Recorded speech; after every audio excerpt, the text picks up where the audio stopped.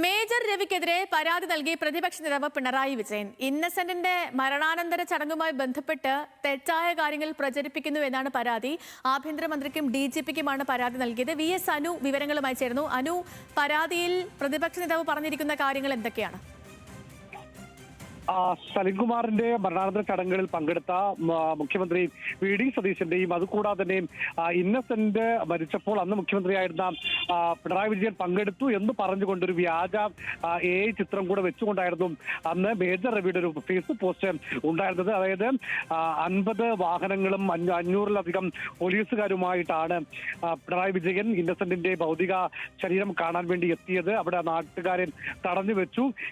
ഇപ്പോഴത്തെ മുഖ്യമന്ത്രിയാകട്ടെ അതൊന്നും ചെയ്യില്ല എന്നടക്കമുള്ള ഒരു പോസ്റ്റായിരുന്നു. പക്ഷേ ഇത് തെറ്റാണ് എന്ന് ഈ പോസ്റ്റ് വന്ന മണിക്കൂറുകൾക്കുള്ളിൽ തന്നെ അന്ന് പിണറായി വിജയൻ ഒരു വാർത്താക്കുറിപ്പിലൂടെ വ്യക്തമാക്കിയതാണ്. പക്ഷേ ഇപ്പോൾ ഈ പോസ്റ്റ് വ്യാപകമായി സമൂഹ മാധ്യമങ്ങളിൽ പ്രചരിക്കുന്ന ഒരു ഘട്ടത്തിലാണ് ഇക്കാര്യത്തിൽ ഒരു പരാതി നൽകാൻ വേണ്ടി പ്രതിപക്ഷ നേതാവ് പിണറായി വിജയൻ തയ്യാറായത്.